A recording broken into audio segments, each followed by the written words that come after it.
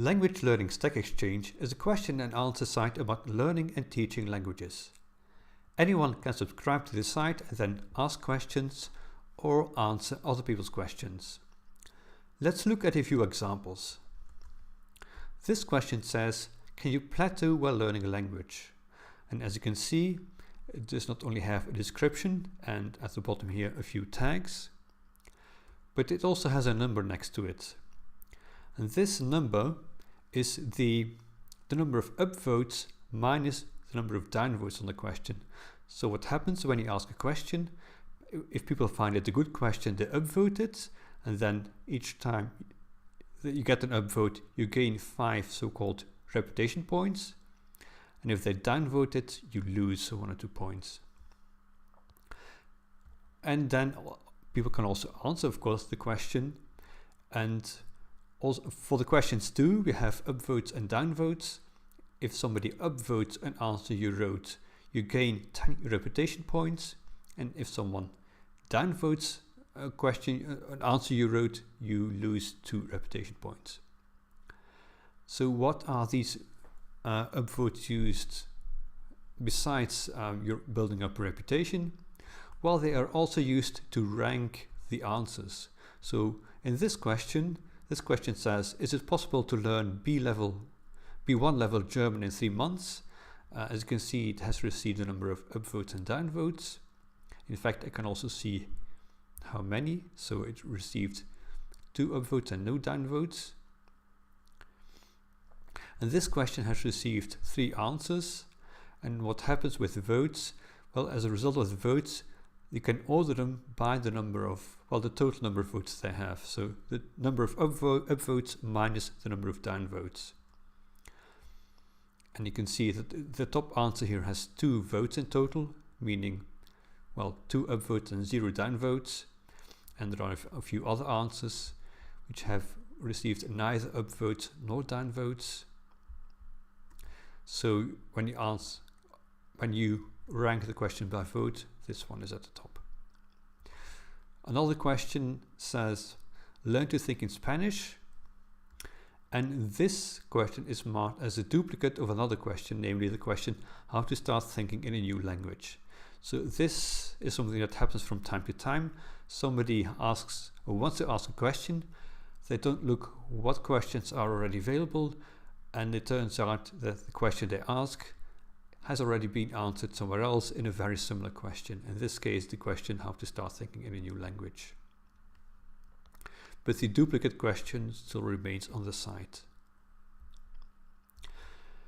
What can also happen is that questions aren't really on topic for the site. They are outside the scope of the site. For example, this question says, how to say Alexander I in German, French, Italian, Portuguese or Spanish. This one has been closed because simple translation requests are off topic for the site. Also, questions about the features of a specific language are also considered off topic for the site. Let's look at another example, unpredictable multiple homophony of Chinese characters. This question, well, it's language specific, of course.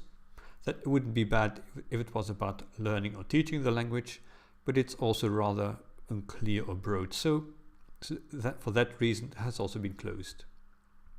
So if you want to figure out what's on topic or off topic, and go to the page called, well, to the help center, where we have a page about what topics can I ask about here. Here meaning on Language Learning Stack Exchange.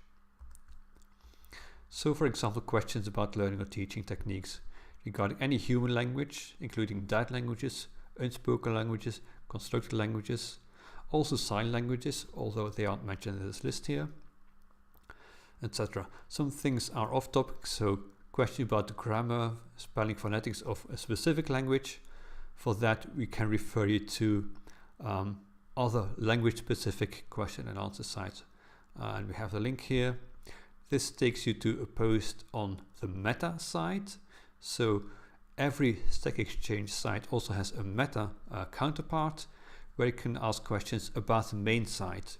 For example, you can ask if a certain question would be on topic for the site or not.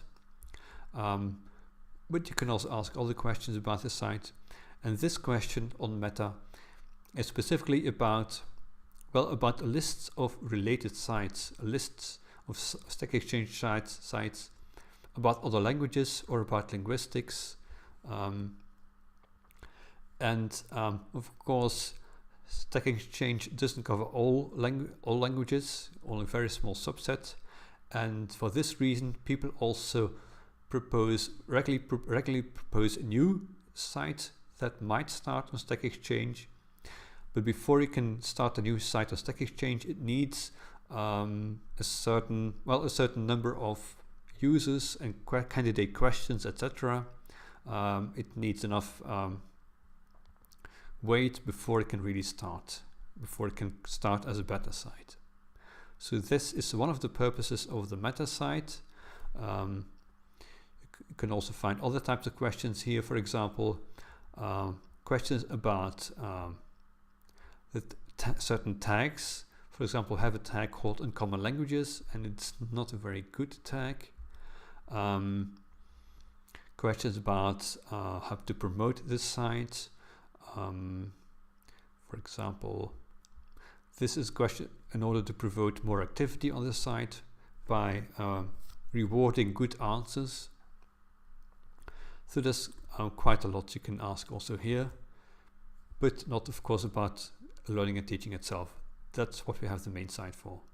So this was just a brief introduction on language learning Stack Exchange and how it works, and I hope you will be interested in joining the site.